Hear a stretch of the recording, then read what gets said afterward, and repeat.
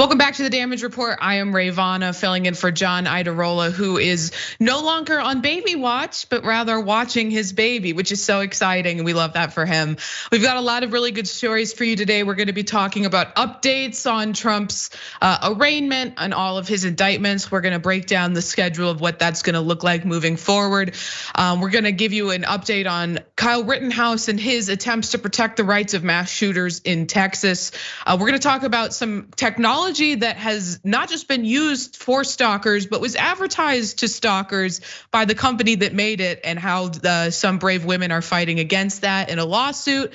We're gonna give you updates on the Republican primary, and joining me to do all of that today is Jackson White, Rebel HQ contributor and host of Politics and Paper on YouTube. Jackson, 2 times this week we've gotten to do a show together. 2 times, and I was telling people too, I was like, I don't know exactly who's gonna be with me on the Damage Report, because as you pointed out, now John is Papa John. He's doing his fatherly duties. Congratulations to them for bringing in a beautiful baby girl. But yeah, I was like, I'm assuming it's probably gonna be Ray, because that's typically how things go. And lo and behold, that's how things went this time. But yeah, no, we was on earlier on Tuesday. We had a good run, so that was fun. Yeah, we're gonna have another good one today, so yes. Why don't we go ahead and jump right into it? So This demands action, and it demands it right now. So if you live in Georgia, here's what you demand: a special session of the Georgia legislature immediately. Defund the Fulton County DA's office and remove Fani Willis from power immediately. And if a judge tries to stop you, ignore them. Ignore them. In every other red state, here's what you demand: cease all cooperation with the federal government on anything immediately. No cooperation on any law enforcement. No providing any requested federal data. Treat the Biden regime as, at best, an occupying power in a conquered land. At this point, they have to be calling her Fanny on purpose. It's funny. It's funny. They know it by now.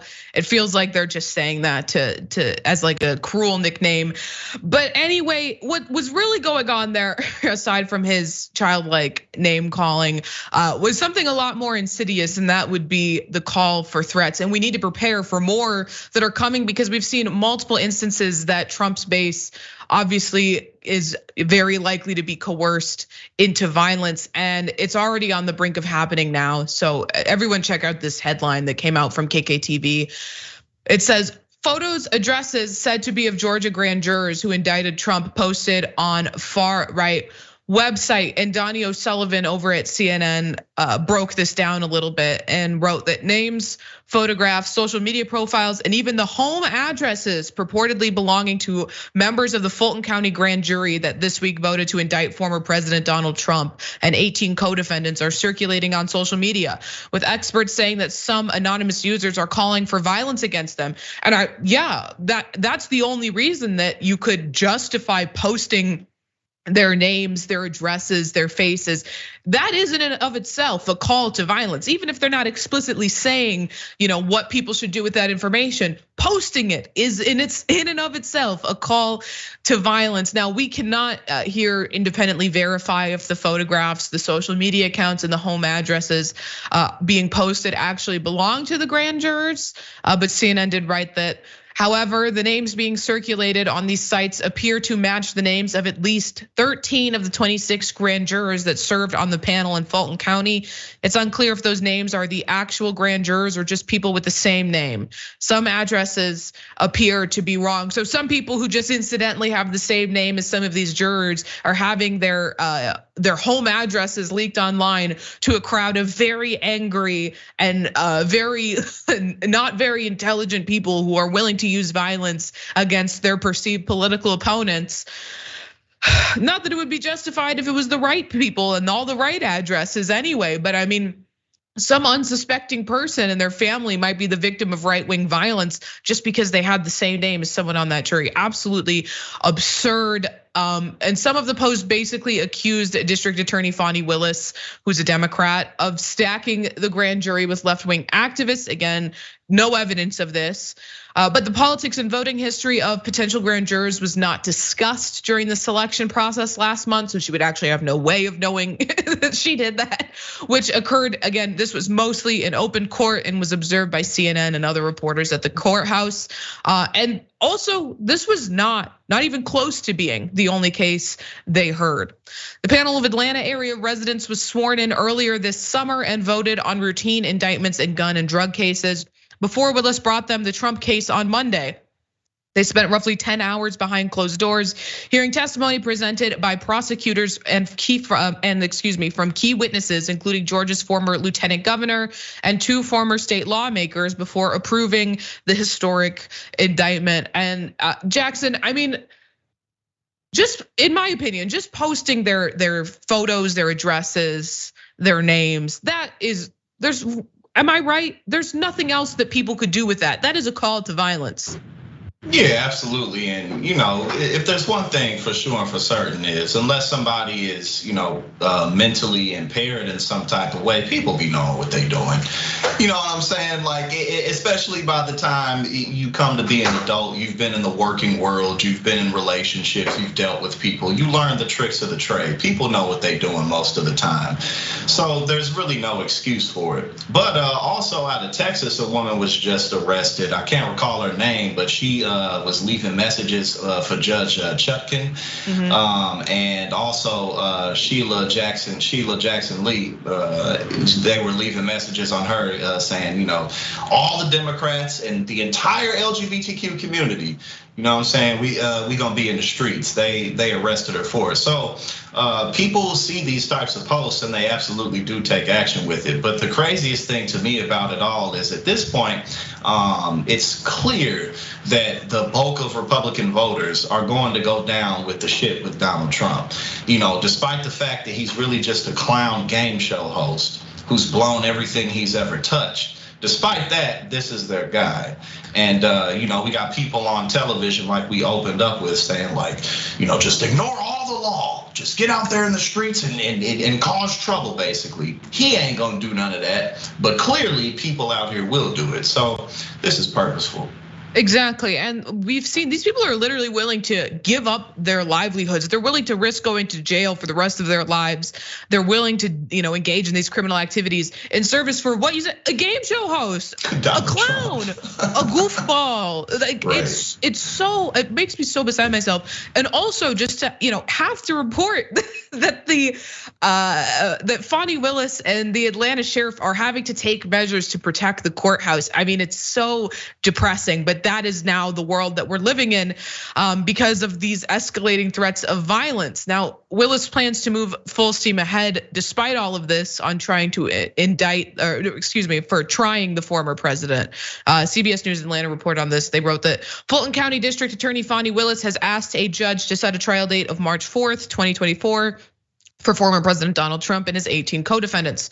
Willis has also asked to schedule arraignments for the defendants for the week of September 5th, according to a court filing, and says the proposed dates do not conflict with Trump's other criminal cases. Now, these filings indicate that Willis is seeking to quickly initiate the process of sharing discovery with all 19 defendants and wants to keep her word to hold a trial within 6 months. They also, I have some thoughts, but I'll just read the facts for you first before I give those. The relatively tight calendar Willis is proposing could be complicated by pretrial maneuvering by the defendants. Already on Tuesday, lawyers for former Trump Chief of Staff Mark Meadows filed a quick motion to transfer the case from state to federal court. The federal judge on Wednesday set a hearing on the matter for August 28th, and it's really highly speculated that Trump's probably going to do the same thing, and several of the other co-conspirators, the defendants in these trials. I think that I think that she's doing the right thing by setting the trial date to be quickly. I think that it's aspirational. I think that it will not happen that quickly. I think that a lot of these, the co-conspirators probably gonna, particularly Mark Meadows, will be successful in having their case removed from the state level to the federal level. We'll keep an eye out and report on that as it comes down. But I still think that even with the case with all of these co-conspirators. Of course, discovery is going to be difficult between all of them and all of their pretrial motions that they're going to try to slow the process down with. But I think that she's still well within her rights to try to make the trial happen as fast as possible. And speaking of trials, Trump's got a lot of them coming up. We have a timeline of all of those from the New York Times. You can see, you could follow along, fill out your bingo card with Trump trials happening. So Jackson, is it too aspirational that she wants to set this trial so soon? I mean, it is really soon, within 6 months from now. Although it doesn't conflict with any of his other trials. Should it take a longer process? Should they try to gather as much evidence as possible, or do you agree with this quick trial date? I mean, from my standpoint, why not go forward as quickly as possible? The dude's got 3 other indictments. He was impeached twice, and he done been in court more times than anybody can count on a million hands. You know what I'm saying? Like, this is his life. There's really nothing to guess. So, and what difference would it really make in regards to if she does it now or later? It's not gonna fly with the Republican base no matter what. And hilariously too, again, Donald Trump cannot keep himself from getting into more trouble. So again, he's gonna get in more trouble after this, whether it be because of what he does with campaign finances or something else. Him and his people, they spend the weekend, calling Fani Willis, what were they calling her? Junior varsity Fani, like, what does that even mean? Like, what are you even trying to do? What are you even getting at? And then his entire campaign is nothing but trying to stay out of prison. And it's not like that's a secret or anything. But I mean, this dude is trying to get Brian Kemp to change Georgia law so that he can stay out of prison. And Republicans are like, yeah, that's my dude. You're not thinking about wages, you're not thinking about healthcare. But then if you ask these people this, they'll be like, well, yeah, I do. I've been working for this company for 30 years and my pen, like they'll say the same things that everybody says. But then they just can't help but tap in to that hatred for the others. The gays and the blacks and the browns, because that's all Trump is. He's a wall from stopping the browns and the gays from being more brown and more gay. Because otherwise, y'all could just choose somebody else, right? But no, they're not gonna do that. All right, and speaking of Trump, let's talk about what he had to say in this, I don't know, it's not a tweet, a truth that he posted to his social media site.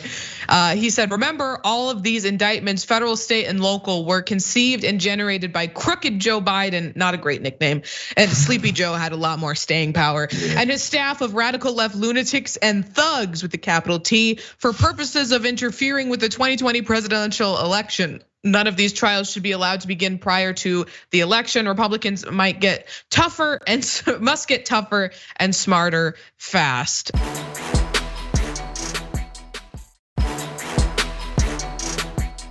Another angle to this is what the American people are thinking. So we do have some polling on that for you.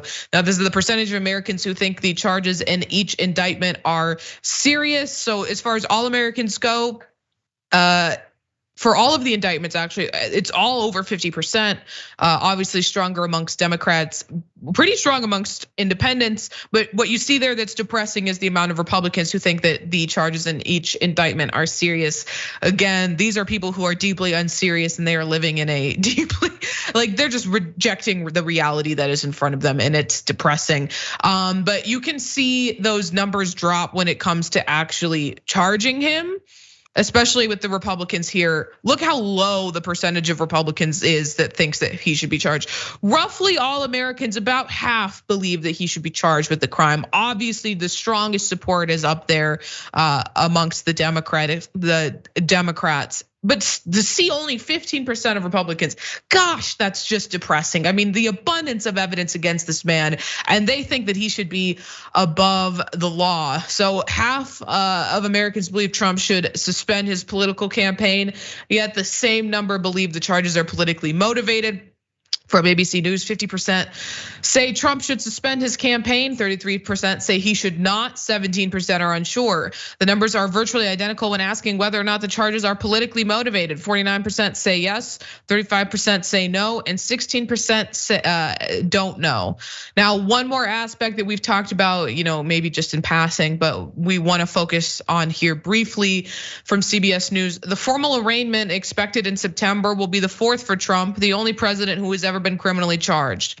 The Georgia arraignment, however, is expected to be slightly different than the others because cameras are allowed in the state's courtroom. That's one of the reasons that we see that a lot of these co-conspirators are trying to have their cases removed. Not just for this reason, but also because they're more likely to have favorable Republican-appointed judges in federal court. But that is a driving force for so many of them. They don't want their trials to be televised.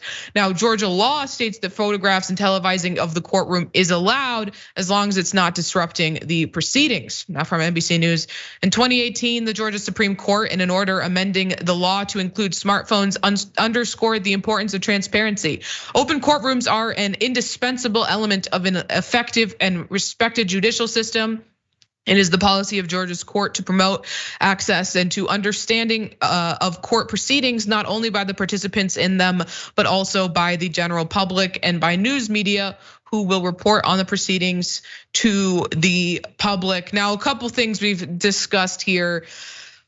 But I mean, Jackson, I want to ask you about the televised proceedings of these trials. Do you think that this would be largely positive, that the people get to see, our former elected official answer for the crimes that he's committed? Or do you think that could possibly be used to galvanize his supporters to do more violence? I mean, honestly, I think at this point, it's just another day of Trump on television and Trump being discussed. Like we live in an environment where we're constantly bombarded with everything media related anyway, and Trump is about 65% of everything that we see. So I personally, I don't think that this is really gonna shake anything up any more than it would if it wasn't on television, because as we just went over, you got people doxing their political enemies on social media as it is. But the craziest thing to me, a few things. Now, I'll concede that it's still possible that Trump can win a general election, but with this trend and over a year left before Election Tuesday, I just don't think it's plausible for him to undoubtedly get in more and more trouble. For the American people who already rejected him in 2020 and 2022 to be like, you know what? Forget about 2028 in the future. Let's try this guy out again. I just don't see that happening. It could, but come on, man. And speaking of come on, that's basically Donald Trump's whole defense now. It's just like, come on. Like it was endless goalpost moving. This doesn't matter, that doesn't matter. Everything's fake. 91 charges, all of them are fake because Donald Trump is this transformative figure who just fights so hard for the people and he gives his all. He leaves it all out on the court when he's done. And it's like this dude didn't do anything but cut taxes for corporate America. And then they talk about COVID and all the shutdowns as if he wasn't the president of the United States when COVID was at its worst. Somehow Republicans always forget that. And again, now it's like just, come on, does this really matter? Come on. That's all they got left. So really it begs the question, like, what in the hell is the Republican Party gonna do after 2024 when Donald Trump almost certainly loses a general election? Clearly they're gonna be whining and crying about it forever, but what are they really gonna do? What direction are they gonna head? I don't know the answer to that. I don't think anybody does, but I think it should be a concern.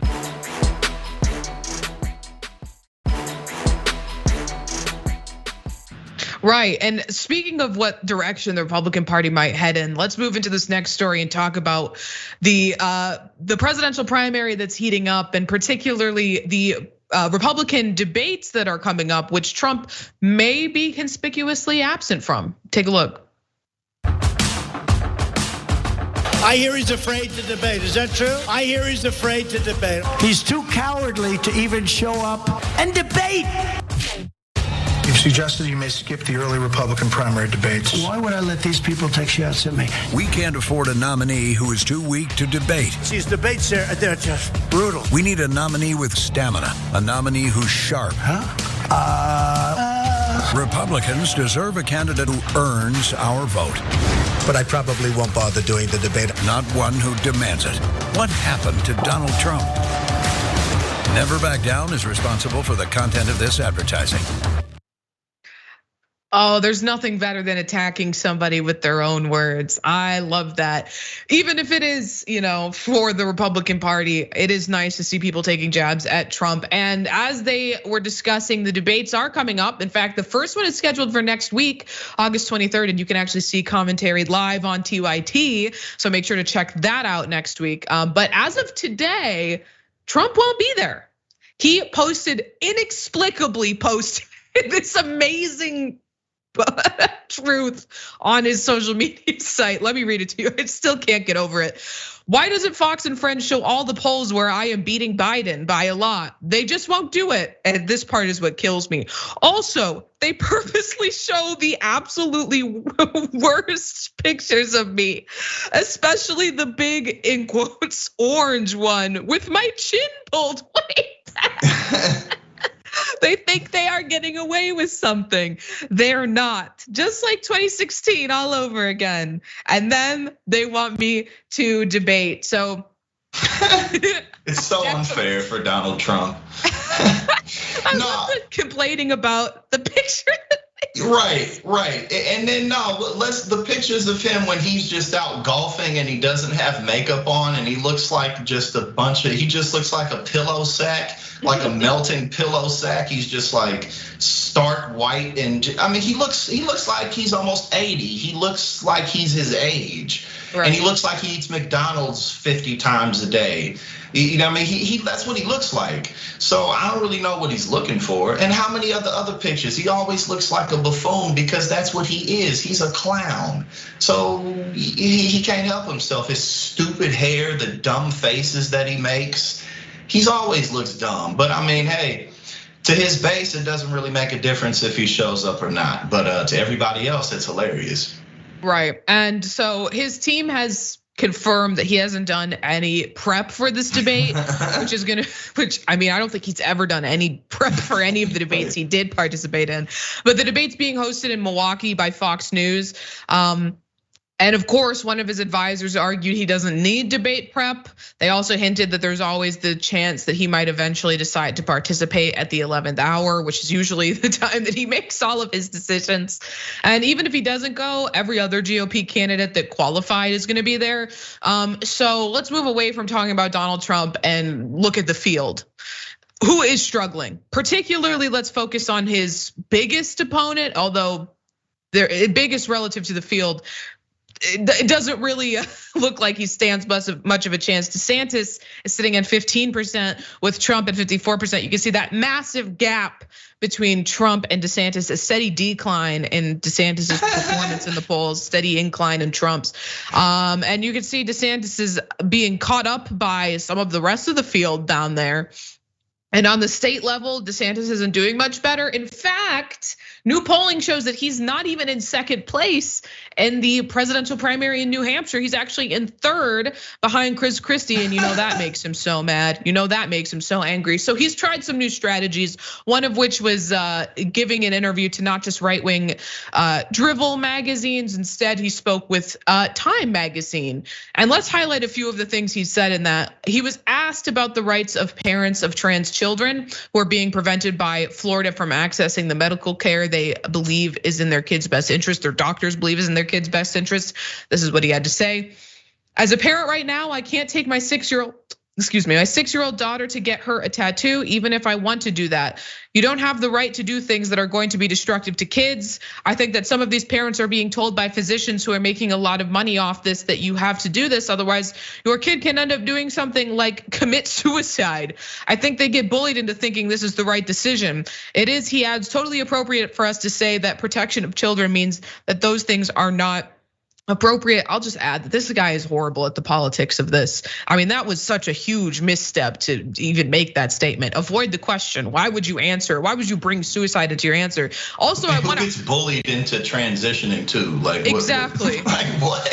How can you compare giving a child a tattoo, something that no doctor in America is going to recommend as the best course of action to treat anything, versus medically accepted the best course of treating gender dysphoria in children is transition care? Absolutely absurd. I want to, before we get too much into this, I want to talk about some other things he said, because they did ask him what he would personally do if one of his kids were gay or trans.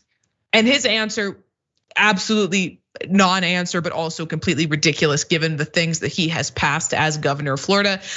He said, when I asked how he'll respond if one of his children turns out to be gay or trans, his eyes flash momentarily. He swiftly shuts down the question. Well, my children are my children, DeSantis says. We'll leave that between my wife and I. Incidentally, he doesn't want to allow other parents to have that same option to leave those choices between the parents and their doctor. He wants to insert the state into the family. But as part of his campaign reboot, he also, again, political missteps everywhere. He fired his campaign manager and hired James Uthmeyer, who previously served as his gubernatorial chief of staff and has never managed a political campaign, not just at the national level, at any level. He's never managed a political campaign. And from that Time magazine article, the governor's got a great message, but people aren't gonna know about it if we don't tell them. Over and over in Iowa and New Hampshire, Uthmeyer says he hears voters say they were planning to vote for Trump, but changed their minds after hearing from DeSantis directly. We've got the smartest guy in the room. It's someone else, somebody who actually studies the policy, knows it inside and out, and has ideas to succeed in executing that policy. It's all about packaging that knowledge in a way that's clear and concise and relatable to voters. He likens DeSantis to a running back who waits for the right opening. Oh my goodness, just missteps everywhere from the moment this campaign launched through the entire thing. How can you say that you have support coming out of Iowa when you had to bus in fake supporters from other states and pay them to wear DeSantis shirts? I mean, Jackson, this guy's campaign has just gone off a cliff. Yeah, it has, and I feel so vindicated because I've been saying for quite some time that Ron DeSantis does not have the juice. He does not have what it takes. But I mean, whether it be telling a kid to basically F off and watch his sugar intake. He told the kid to screw off, and then I mean everything. Like your mind ends up blanking because everything he does, everything he says is crazy. I was laughing because he had the 1,000-yard stare. His life flashed before his eyes. Like, what if one of your children end up becoming one of the members of the queer community in some kind of way? And he was like, his whole life flashed. He was like, I prefer not to answer that. But you see Chris Christie polling past him, and he was the guy. I mean, Ron DeSantis, he had the red carpet laid out for him. He was the one who was gonna take over Trump. And now, I mean, I think it's still too far away and it's a bit of a stretch, but one, I won't be surprised if he drops out of the race at some point. Maybe not, but there's only so much, beating up a person can take. But I won't be surprised if he doesn't win re-election in Florida. And again, it's still a stretch to say that. But if he just keeps looking like a loser time after time after time, then he doesn't have a strong campaign going up for re-election. So again, it's still a little early to say that, but nothing about his brand is going up. It's all going down. And it's all because he drank the Donald Trump Kool-Aid. Right, and the only reason he became the governor of Florida in the first place was because his Democratic opponent had a sex drug scandal right before the election. Then he got the Donald Trump endorsement, as Trump described. He cried on the phone with him, begging in his sweat shorts. Right, begging and pleading. I choose to believe that that's true. I know Trump is a big time liar. I would like to just personally believe that that's true. In some fashion, yeah, for sure. Right. Okay, we'll keep you guys all updated on what's going on with the election. Again, don't forget to check out TYT is gonna be hosting a panel to give commentary on the debate when that happens next week. So make sure that you check that out. Again, it is Wednesday, August 23rd.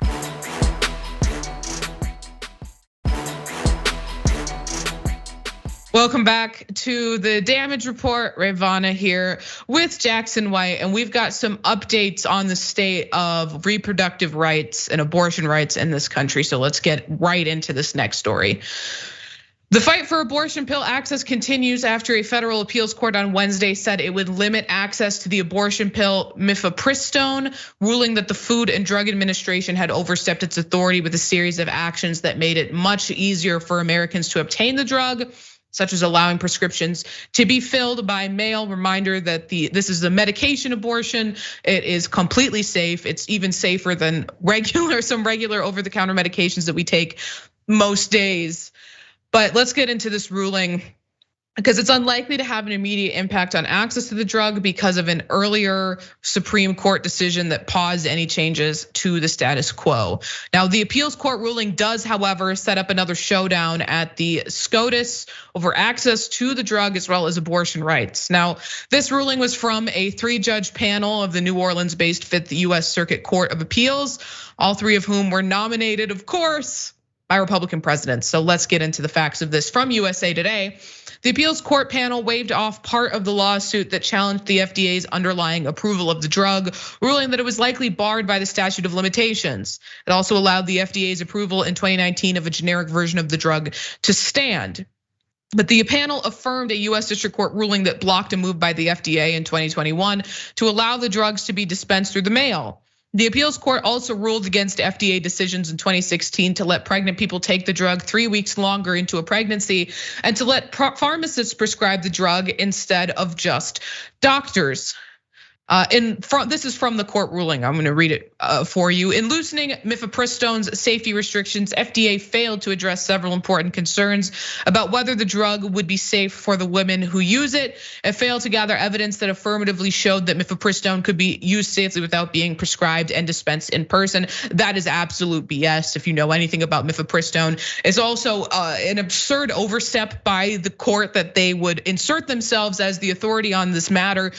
Just think about it. Who do you want making these decisions about medical care? The experts at the FDA or judges who give you decisions like what I'm about to read? Because this is absurd. Now, this is a concurring opinion. So this is someone who agreed with the result that the conclusion that the court came to in their opinion, but got there a different way. So this isn't from the opinion, but this was one of the judges. And I found it this morning from this tweet that said Judge Ho, and concurring with his colleagues to limit the use of a widely used abortion medication, which is also used for other conditions, compares a plaintiff's alleged aesthetic injury in wanting to prevent the use of the drug to wildlife watching. And I think it's important, so I'm just gonna read that brief excerpt of what he wrote. And I just want everyone to know that judges can be idiots, lawyers can be idiots. Take it from one. And I know plenty of the dumbest people I've ever met are lawyers and judges. And I think this will show you that that's very much the case. He wrote, it's well established that if a plaintiff has concrete plans to visit an animal's habitat and view that animal, the plaintiff suffers aesthetic injury when an agency has approved a project that threatens the animal. Then he continues on and compares that to abortion rights. He writes this: unborn babies are a source of profound joy for those who view them. Expectant parents eagerly share ultrasound photos with loved ones. Friends and family cheer at the sight of an unborn child. Doctors delight in working with their unborn patients and experience an aesthetic injury when they are aborted. So Jackson, what this judge is actually arguing is that anybody can sue someone who has an abortion because they've suffered a harm, they've suffered an injury. If that person gets an abortion, because what? Because you didn't get to look at the ultrasound pictures? I mean, these are the people who are deciding, these are the unelected people who are making major decisions about our lives in this country. And that's the type of just illiterate screed that they're putting out for the public. And I'll just also add this: horribly written. Just everything you learn in law school about how to structure a document in legal writing out the window, just disgusting writing. But Jackson, before we get into some more facts about this and the safety of mifepristone, what are your thoughts on that? I mean, essentially all this is rationalization of political stances. That's all it is. The Supreme Court is very politicized, and many of the federal judges are very politicized. And as this country continues to lean more and more into extremism, and our entire political system becomes kind of just a running reality TV show, you got to make sense out of it some way. And two, people like this kind of strike me as they're trying really hard to be clever. Like, I'm gonna use my degree, or I'm gonna use my certifications to, be smarter than everybody else in some type of way. But at the end of the day, this is a very, very unpopular political agenda. And the Republican Party, the Republican entity in this country, is seemingly doing everything it can to take the most unpopular stances and run with them as fast as they possibly can. So there's really no way to justify this. These politicians, these judges know that the people don't want this. We saw what Kansas did. We saw what happened in Ohio. And, the amount of women who have taken mifepristone for whatever reason, because they weren't ready or because some type of assault happened, is a lot. So again, like, this impacts a lot of people, unnecessarily so, because at the end of the day, the people who sit in high places, the big donors, they don't care about this. They care about their tax cuts. They care about making sure the regulations continue to get, lessened in this country, axed in this country. So this is just a big culture war that has spilled over into real legislation, and it's destroying people's lives. Right. I've taken mifepristone, and we'll talk in a minute just about how safe this drug is, but it really does break my heart to think that I had such easy access to it. I was very lucky, and to think that other women who are in similar situations to me in the future are not going to have that same access is mortifying, and especially when abortion rights have been so restricted in so many parts of the country. I mean, it's like every day there's a new story about a child who's been forced to give birth to their rapist's baby and now has to be a mother while in middle school or elementary school is mortifying. But what's also mortifying is the massive overreach that this court has done with this ruling. And so many critics are raising the alarm on how unusual it is for federal courts to weigh into decisions that are handed down by the FDA. So here's one of those criticisms. Judges are playing with fire when they interfere with medical decisions, said Lawrence Gostin, a professor of global health law at Georgetown University. If you looked at this as a cancer drug or a heart drug, you'd know immediately and intuitively that you want the FDA to be making that decision, not judges or legislators. And that's the perfect way to frame it, because it is the politicization of women's healthcare, of women's bodies, of our reproductive rights. Because exactly like he said, you would not see the same sort of ruling if it was any other type of drug that treated any other, type of condition that hasn't been, the focal point of Republican culture war politics. Now, the Justice Department said in a statement that it would appeal the ruling to the Supreme Court and vowed to defend the FDA's scientific judgment as well as access to reproductive care. But as we've said before, it bears repeating. I've said it throughout this entire story. The medication abortion is safe. Medication abortion accounts for about half of all US abortions, and a wide array of government agencies and outside experts have said the drug is safer than common drugs such as Tylenol and Viagra. But the anti-abortion groups challenging the drug questioned those studies and argued that the FDA didn't follow its own protocols and ignored contrary data as it expedited the drug's approval. I mean, Jackson, it would be devastating if they, politicize like cancer treatment in the same way, right? But to see that they won't even politicize a more dangerous, medication that, is Viagra. They don't politicize men's reproductive health care in nearly the same way that they do women. So I think it'd be hard for anyone to argue that this is about anything other than controlling women's bodies and their autonomy. Yeah, 100%. I mean, because the idea of women being able to have autonomy in the world in general makes men have to try harder, makes men have to work harder. It takes away kind of the idea that I just belong at the top. I'm at the pinnacle just because. Same thing as the lost cause, same thing as the Republican Party desperately being tied down to Donald Trump.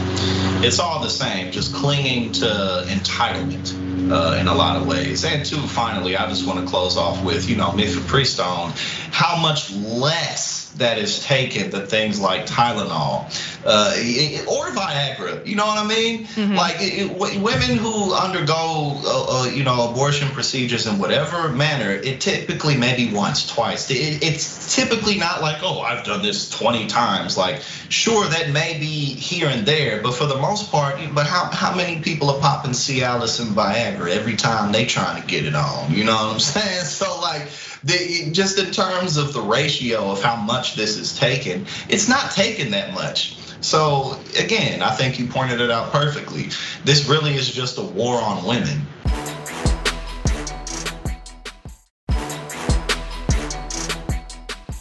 Okay, welcome back to the damage report. We're gonna start off this section of the show with a really sad story.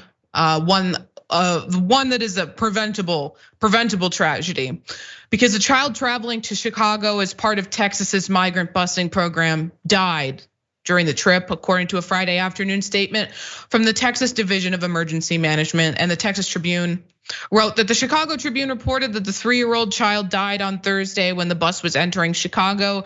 The Illinois Department of Public Health confirmed to the newspaper that the state agency is investigating the death.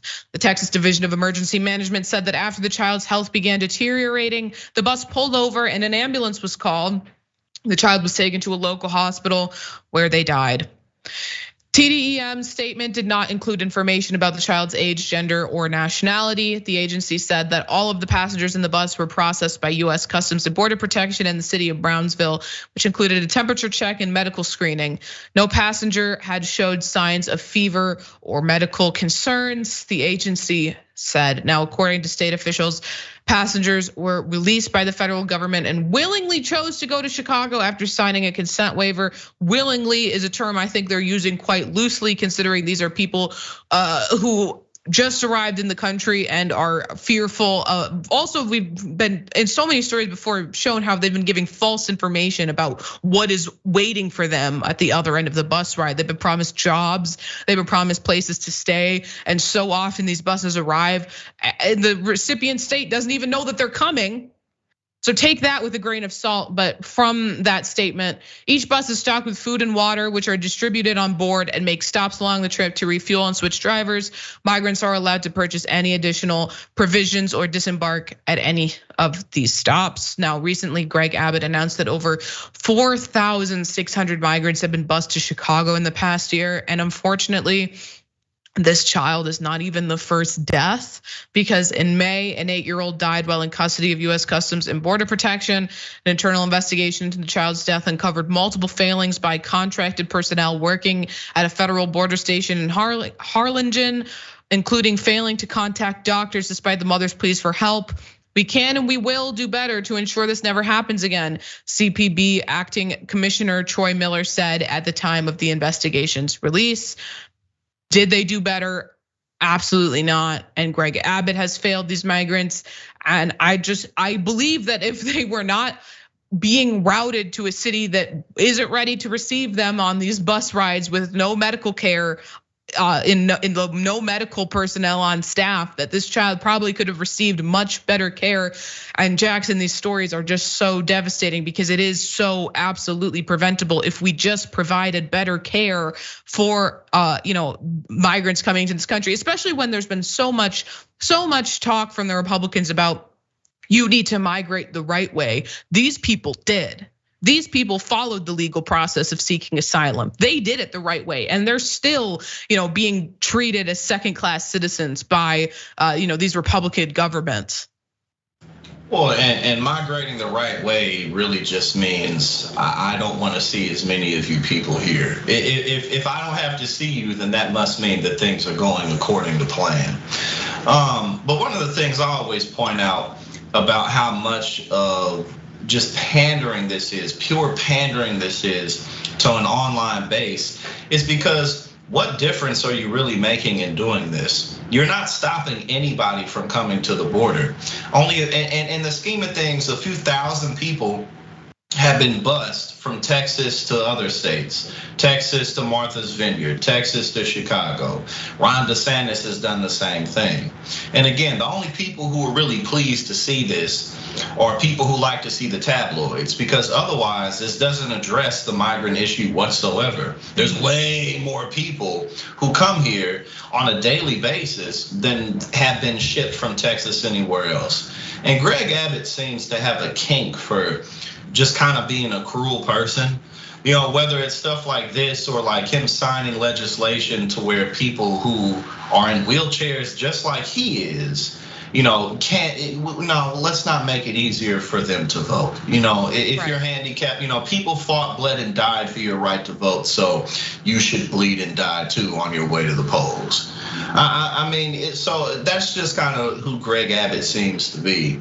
But again, at the end of the day, this like you're not even putting a tiny dent into how many people are coming here from the southern border. It's just for online clicks, nothing else. Right. I mean, and this is the guy who, during a historic heat wave, repealed regulations that were in place to protect workers and gave them like a 15-minute break every 4 hours if they're working outside in the heat. And then people working out. That's all it is.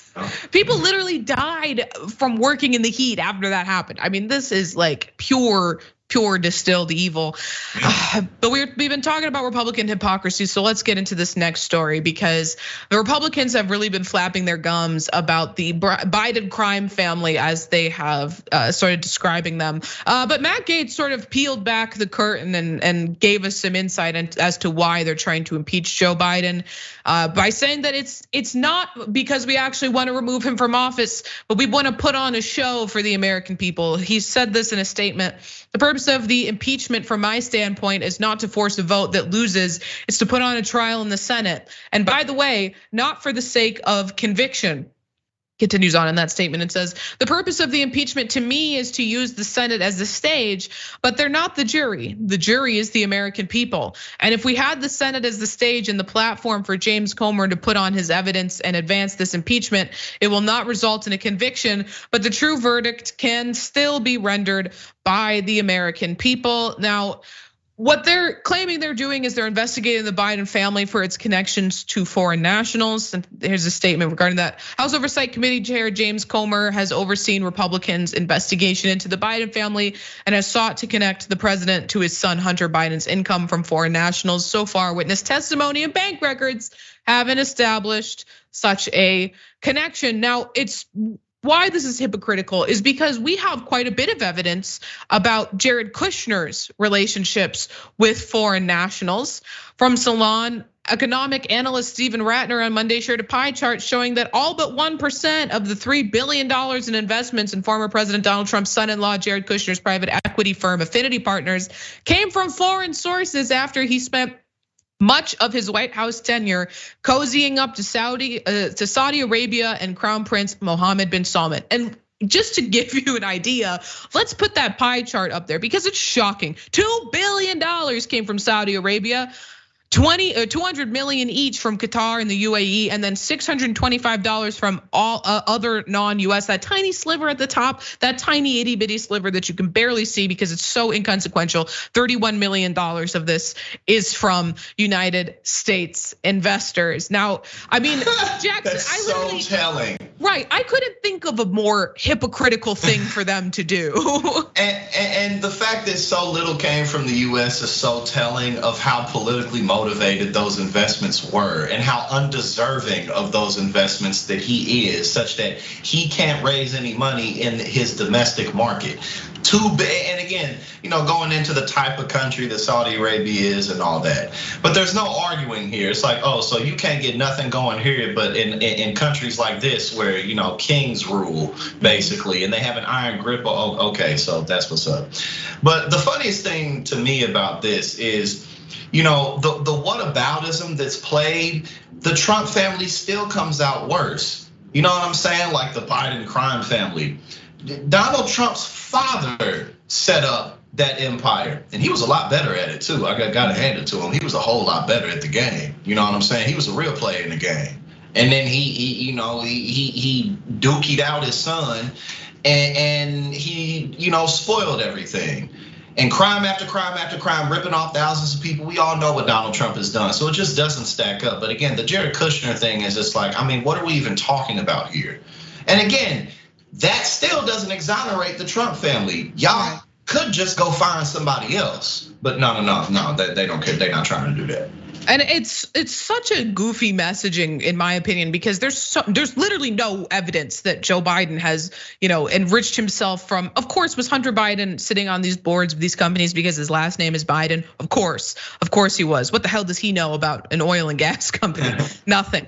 But does that mean that he his father negotiated that? There's no evidence of that. That Joe Biden profited off of it? No evidence of that. Jared Kushner, the evidence is right before our very eyes. So we'll keep everybody updated as the impeachment moves forward, but we're gonna move to the aftermath for everyone on nonlinear. So transfer over if you're watching on linear.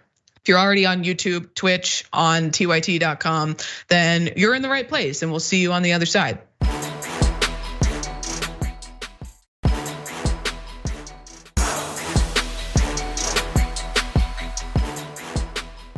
Thanks for listening to the full episode of The Damage Report. Support our work, listen ad-free, access members-only bonus content, and more by subscribing to Apple Podcasts at apple.co/TYT. I'm your host, John Adarola. I'll see you soon.